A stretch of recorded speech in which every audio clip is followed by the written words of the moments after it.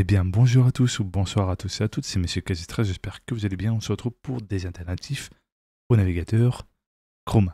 Donc là, vous avez évidemment Mozilla Firefox, qui est un navigateur qui date des années, mais qui évolue très bien et qui, l'avantage, respecte quand même votre vie privée. Vous pouvez désactiver pas mal de choses comparé à Google. Et vous allez aussi pouvoir utiliser uBlock Origin, qui est fonctionne dessus, et surtout aussi le script anti-pub Twitch pour pouvoir regarder des live Twitch sans avoir des pubs et sans besoin d'investir dans un sub si vous voulez être tranquille. Et franchement, ça évolue très bien, ça respecte votre vie privée, vous pouvez faire ce que vous voulez tranquillement sur Internet.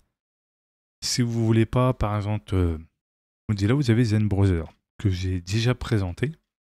Évidemment, Zen Browser n'a pas encore tout simplement le DRM. En gros, le niveau assez élevé pour pouvoir regarder des films à droit d'auteur.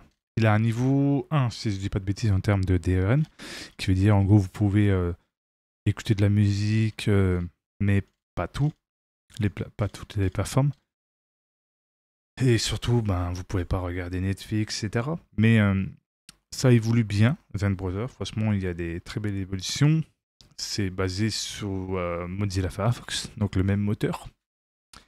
Et surtout, ben, ça se distingue avec, bien évidemment, différentes manières de naviguer sur Internet.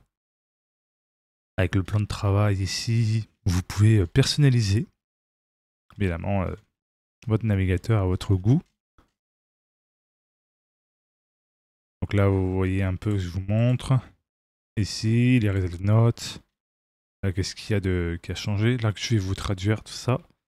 Vous voyez ce qui a été corrigé, qu'est-ce qu'il y a eu comme changement. Ça, c'est le nouveau certificat. Pour expliquer, c'est vraiment sérieux. Tout simplement, le navigateur. Tout ça, là, les corrections d'accès de Flatpak, ça c'est pour Linux, parce qu'il fonctionne aussi sur Linux. Tout simplement Zen Browser. Et aussi, le DRM fonctionne bien sous Linux, comparé bien évidemment sous Windows. Et ça va arriver, il faut laisser le temps, bien évidemment. Et c'est surtout qu'ils donnent le meilleur d'eux-mêmes pour vraiment vous proposer le navigateur le plus propre et qui pourrait aider des nombreux utilisateurs et utilisatrices à ne plus utiliser le navigateur Google qui espionne vos données, qui en vrai consomme énormément de RAM, surtout aussi de votre CPU. Donc en vrai, en soi, tu peux trouver d'autres navigateurs qui peuvent te plaire et surtout trouver ton bonheur. Après, vous avez Vivaldi, qui est un navigateur qui est le seul navigateur web suffisant performant pour vous, d'après ce que ça dit.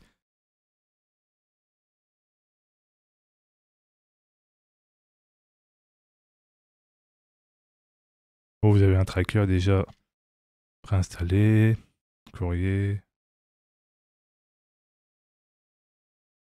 Ah voilà, un petit Proton VPN, donc un VPN pour le respect d'anonymat. Vous avez pour PC, Android, pour OS, donc bien évidemment. Ils font courrier, Zonda, lecteur flux, VPN. Hein.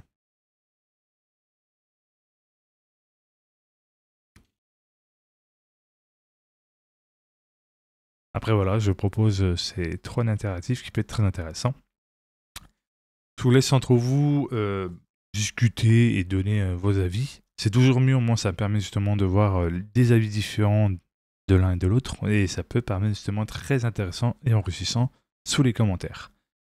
En tout cas, j'espère que cette vidéo vous a plu et que ça a pu vous donner des petites idées sur quel navigateur switcher pour changer et franchement ne plus être trop habitué au navigateur comme Google qui a tout le monopole, alors que pour moi c'est voilà, ça se fait pas quoi, c'est contre la concurrence et c'est pas vraiment loyal. Pour moi, avoir de la concurrence, ça peut être très intéressant et ça permet justement d'avoir le libre choix aux utilisateurs et utilisatrices de choisir le navigateur qui lui convient et qui permet justement d'avoir quelque chose de plus léger, quelque chose de plus stable et moins de crash. Parce qu'il peut arriver qu'il y a des navigateurs très gourmands en ressources et qui peut crash à tout moment et qui n'est pas forcément agréable. Donc c'est toujours mieux de vraiment trouver des petits alternatifs si ça peut aider. Et puis voilà. En tout cas, prenez soin de vous. N'oubliez pas de vous abonner, de mettre un pouce bleu, d'activer la cloche de notification et de partager. Et surtout aussi, kiffez votre passion du jeu vidéo, kiffez ce que vous faites. C'est le plus important, c'est d'être heureux dans ce qu'on fait et en n'écoutant pas les rageux. C'est très important. Ciao, bye bye.